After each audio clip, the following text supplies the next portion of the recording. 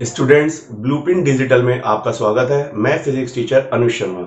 बच्चों, पिछली क्लास में हमने विद्युतरोधी पदार्थ, चालन पदार्थ, अर्धचालक पदार्थ के बारे में पढ़ा था और मैंने आपको एक ऐसे पदार्थ के बारे में बताया था जिससे मैंने कहा था कि वो आपके आने वाले समय के लिए बहुत उपयोगी है और वो था पराविद्युत पदार्थ। बच्चों, इस क्लास में हम लोग कूलॉम नियम का सदिश रूप पढ़ेंगे।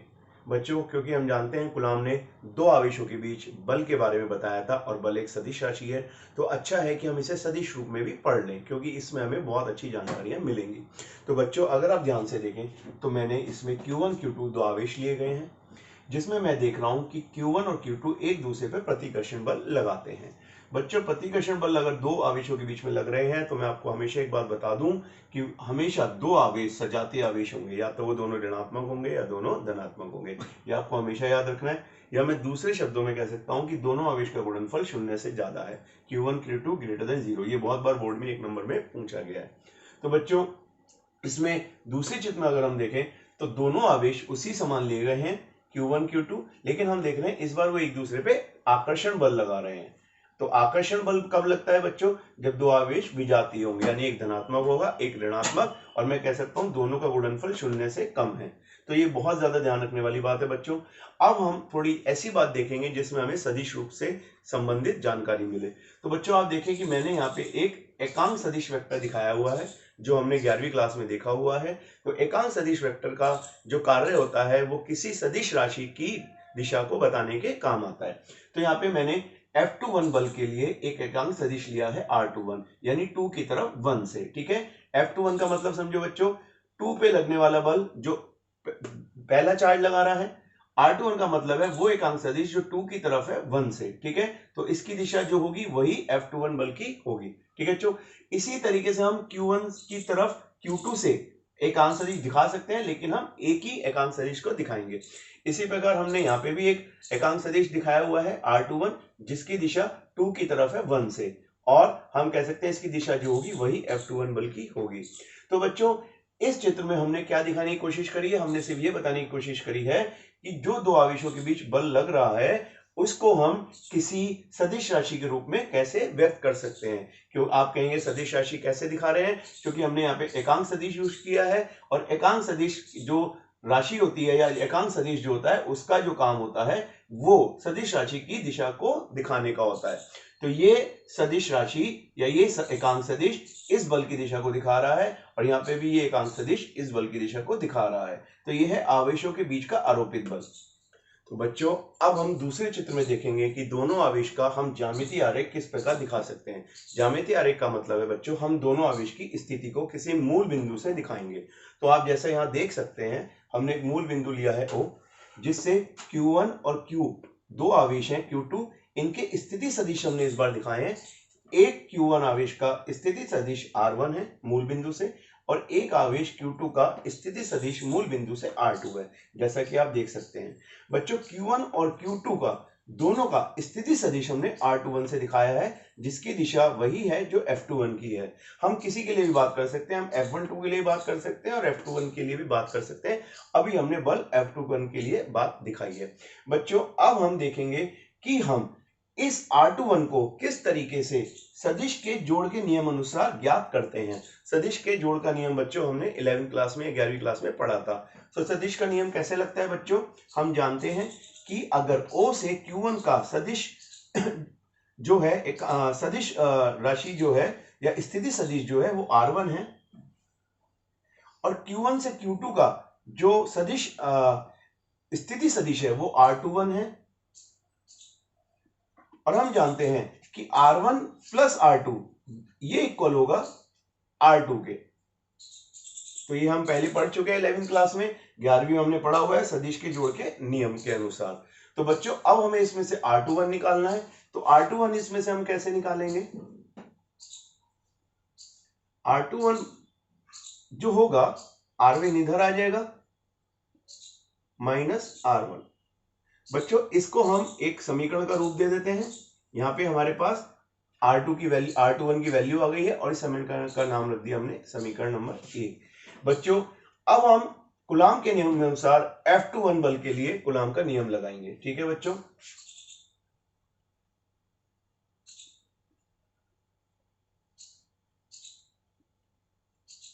तो बच्चों कूलाम का नियम हम सब जानते हैं, जो दो आवेशों के बीच बल लगाया गया था, लेकिन इस बार हम ये नियम कैसे लगाएंगे, सदिश रूप में। तो हम कहेंगे F21 is equals to 1/4 pi epsilon naught. ठीक है बच्चों, यहाँ पे हमें एक आवेश आएगा Q1, एक आवेश आएगा Q2, और बच्चों हम यहाँ ध्यान से देंगे कि यहाँ पे हमने पहले चित्र में जो दिखाया था वो दिखाया था एकांक सदिश, तो यहाँ पे हम R2, और बच्चों एकांक सदिश का जो निर्देशित करने का तरीका है, ये ऊपर इस तरह से कैप लगाई जाती है, और बच्चों नीचे आएगा दूरी का परिमाण। तो दूरी का परिमाण हम कह सकते हैं R21। ठीक है बच्चों, और इसका जो स्थिति सदिश है उसका स्क्वायर। बच्चों ये हम जानते हैं, ये परिमाण का निकालने का तरीका है, इसे परिमाणात्मक तरीका कहते हैं। इन दोनों लाइनों के बीच या इन दोनों रेखा के बीच अगर हम इसे कर दें तो ये हमें परिमाण बताता है। ठीक है बच्चों, तो इस तरीके से इस समीकरण का नाम हमने रख दिया समीकरण नंबर 2। तो बच्चों यहाँ पे हम एक पुराने सूत्र का उपयोग करेंगे जो एकांक सदिश और स्थिति सदिश के बीच में संबंध बताता है। तो बच्चों हम जानते हैं कि एकांक सदिश किसी भी सदिश जो स्थिति सदिश होती है उसका एकांक सदिश उस स्थिति सदिश बटा उस स्थिति सदिश के परिमाण के बराबर होता है। ये बहुत पुराना सूत्र है जो हम पहले 11वीं क्लास में आपने पढ़ा होगा। तो बच्चों इसी को हम अपनी समीकरण 2 के लिए उपयोग करेंगे। तो बच्चों हम देखें, अगर समीकरण 2 में हमारे पास एकांक सदिश है R21, तो यहाँ पे हमारे पास स्थिति सदिश होगा R21, ये स्थिति सदिश का निरूपण है बच्चों, और उसका परिमाण होगा R21। स्थिति सदिश का हमें चिन्ह लगाना पड़ेगा और इसका स्क्वायर। ठीक है बच्चों, तो हम इस मान को समीकरण 2 में रख देते हैं।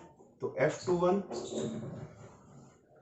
बराबर 1/4 pi epsilon not Q1 Q2। बच्चों इस एकांक सदिश की जगह हम स्थिति सदिश को रखेंगे,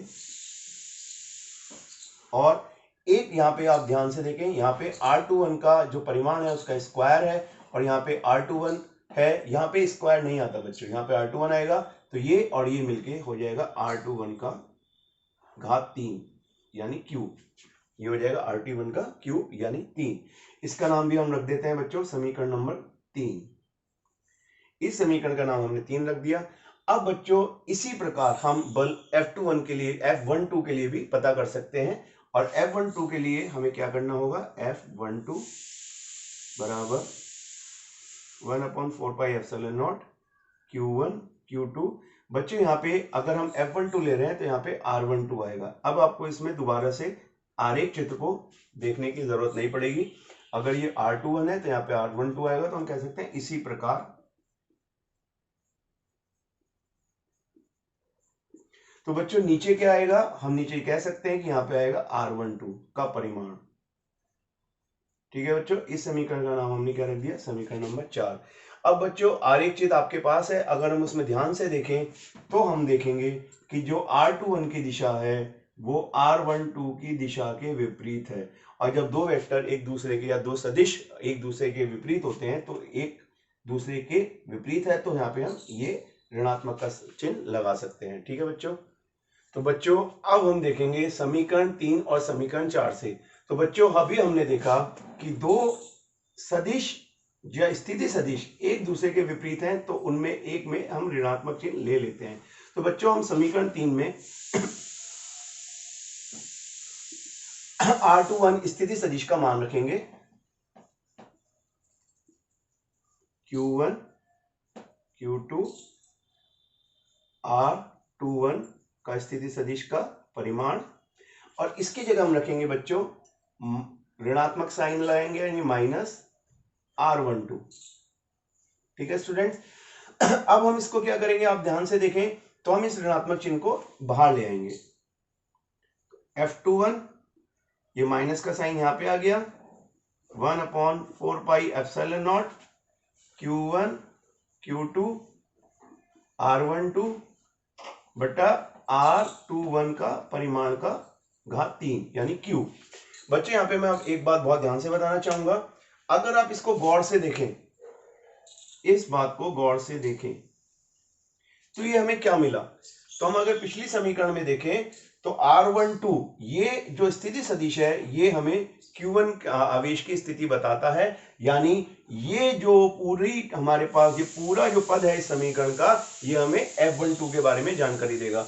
बच्चे यहाँ पे मैं एक बात बताना चाहूंगा, आप कहेंगे कि F12 में ये R21 क्या कर रहा है, तो बच्चों ये परिमाण है, चाहे आप R21 से नापो चाहे आप R12 से नापो, ये परिमाण है तो ये पूरा दोनों के बीच की जो दूरी होगी वो बराबर होगी, सिर्फ प्रभाव पड़ता है स्थिति सदिश से। तो हम कह सकते हैं F21 बराबर माइनस का साइन और ये आ जाएगा F12।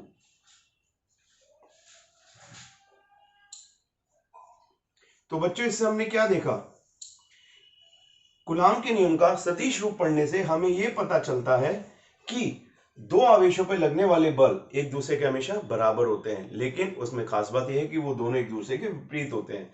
क्योंकि ये सदिश रूप है तो यहाँ पे ऋणात्मक चिन्ह बता रहा है कि दोनों बल एक दूसरे के विपरीत होंगे। तो इसका मतलब कूलाम नियम में जो सदिश रूप होता है वो न्यूटन का तीसरा नियम बताता है। तो बच्चों इस प्रकार हम कह सकते हैं कि कूलाम का जो नियम है वो प्रकृति में न्यूटन के तीसरे नियम का पालन करता है। तो ये बहुत बार पूछा जाता है इस तरीके से कि बताइए कि कूलाम का नियम या दो आवेशों के बीच लगने वाला बल न्यूटन के तीसरे नियम का पालन करता है। तो सदिश रूप में हमने देखा कि दो आवेशों के बीच लगने वाला बल बराबर होगा और एक दूसरे के विपरीत होगा, अर्थात न्यूटन के तीसरे नियम का पालन करता है। ठीक है बच्चों, तो आज की ये क्लास हमारी समाप्त हुई। इससे अगले विषय पे अब मैं आपको अगली क्लास में बताऊंगा। तब तक के लिए धन्यवाद।